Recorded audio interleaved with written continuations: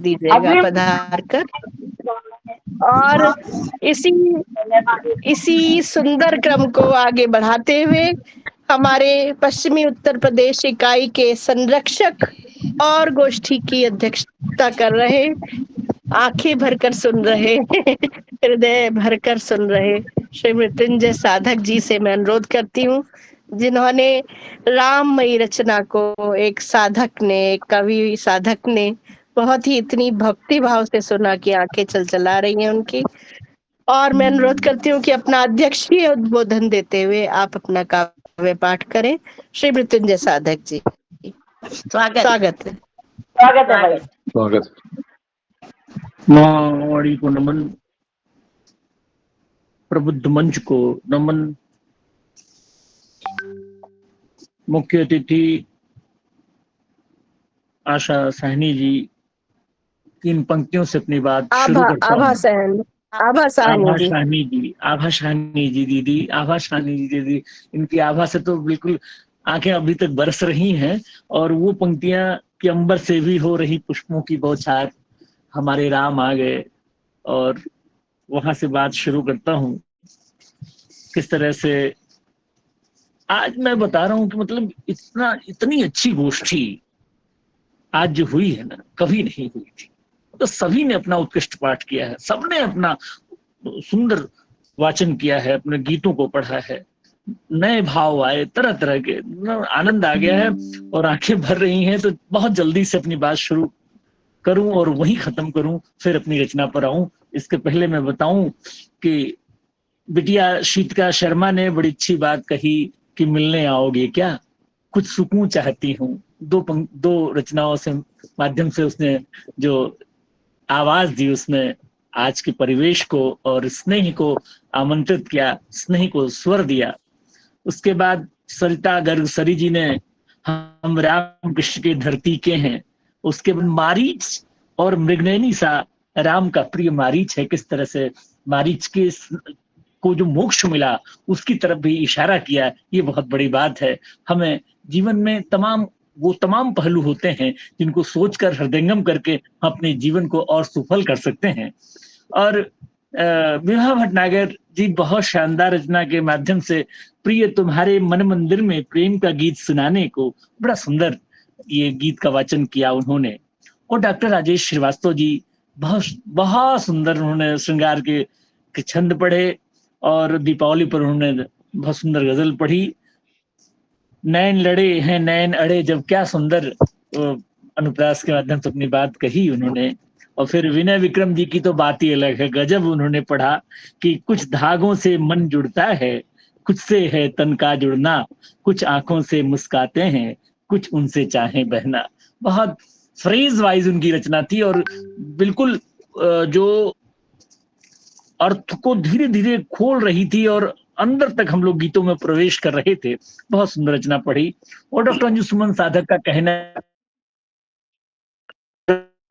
संचालन किया है, मतलब प्रेम, अध्यात्म और शक्ति भक्ति जो त्रिवेणी है, संगम है, सब कुछ बहा दिया और स्वयं बह गई है। इतना सुंदर उन्होंने जो प्यार की इबारत की बात कही उन्होंने, ये है प्यार के एक सफर की इबारत, नजर पड़ रही है दिल के घर की इबारत। तो इबारत के माध्यम से एक बड़ा खूबसूरत इबारत खड़ा किया है, इमारत खड़ा किया है। ये जो गोष्ठी हुई है उसको शानदार भव्यता प्रदान करने में उनका भी बहुत मणिकांचन योग है। और निश्चित ही आगे हम बढ़ेंगे तो सरिता शर्मा जी ने जिस तरह से बन के सांस जो आता जाता वही राम है, राम वंदना करके उन्होंने जो राम को याद किया। दीपावली आ रही है, हमारे राम आ रहे हैं, रावण को मारकर राम आ रहे हैं वहां। और शिव कुमार त्यागी जी ने तो कुछ तो बातें कर के माध्यम से कई क्षितिज खोले, कई वातायन खोले कि कैसे चीजों से बात की जा सकती है। फिर सोनम यादव जी ने चांद और स्त्री के माध्यम से बहुत सुंदर अपनी बात रखी।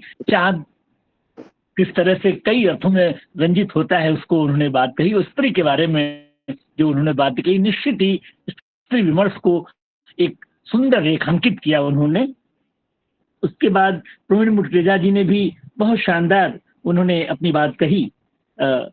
दीपावली की शुभकामनाएं भी दी उन्होंने और बहुत शानदार अपनी रचनाओं का पाठ किया उन्होंने और खास तौर से एक विश्लेषण दिया गर्भपात को लेकर के ज़मीर कैसे गवाही देती है, ये भ्रूण हत्या की तरफ उनको इशारा किया और एक विचार उत्तेजक बात कही उन्होंने, एक मर्म दिया कि हम अपने जीवन को सूत्र को खोल सकते हैं और समाज में एक ऐसी जो संरचना है, कैसे करें उसकी तरफ उन्होंने इशारा किया। और उसके बाद श्याम नारायण शीतल जी ने दीपावली की शुभकामनाएं दी कि सर एक दिया तुम जलाओ एक दिया हम जलाएं और जग का तम हटाएं उसकी तरफ उनका इशारा था। और डॉक्टर ईश्वर सिंह तेवतिया जी ने जो संदेश के माध्यम से जो संदेश दिया, क्या बात है, मैं संदेश तुम्हारे पढ़कर कभी कभी टकरा जाता हूँ। बिल्कुल ही हम लोग टकराए नहीं, हम लोग उसमें डूब से गए उन संदेशों में, कुछ उस डूब आने की कोशिश में उन संदेशों से हम बढ़ रहे थे आगे। और डीपी सिंह जी ने क्या बात है, जगत से नित्य आवागमन को देखता हूँ, क्या बात है, जो फलसफा है, जो जीवन दर्शन है, जो नित्य आवागमन और सियासत में जो विश्वमन की बात वो कर रहे थे उसकी तरफ जो इशारा किया वह आज का रिक्त है। आज बहुत शानदार तरीके से उन चीजों पर विचार विमर्श करने की जरूरत है। और डॉक्टर रणवीर सिंह जी ने बहुत सुंदर अपनी गजलों के माध्यम से एक छटा उकेरी। नरेश शर्मा केदार जी ने बेजान वस्तुओं से जो कुछ कहा, जो कहते हैं बेजान बेजान वस्तुएं जो कहती हैं उनकी तरफ बड़ा इशारा किया और हम किस जूते मोजे से भी किस तरह अपनी बात उन्होंने कही, बहुत अच्छा लगा। और दीदी की तो बात ही निराली है, दीदी का आशीष मिलता है और उन्होंने जिस तरह से दीप पर्व पर एक दोहे के माध्यम से अपनी बात शुरू करके मेरे घर में उजाला ही उजाला तब से वाली बात कहकर और मैं मेरी हथेली की लकीरों में आया हूँ, सांसों में हूँ शामिल, मैं तेरी खूह में रवा हूँ। उसके बाद जो उन्होंने गीत पढ़ा मैं आंसू नहीं रोक पाया कि मन का सागर मन के अंदर गहरा नीर भर गहरा नीर भरे, उसने वास्तव में आंखों में नीर भर दिए। और उसमें एक एक शब्द इस तरह मोती जैसे लग रहे थे कि हम उसमें डूब उतरा रहे थे और वास्तव में अपने कुछ मोती खोज भी रहे थे अपने जीवन को, अपने जीवन के लिए। और अब मेरी बारी है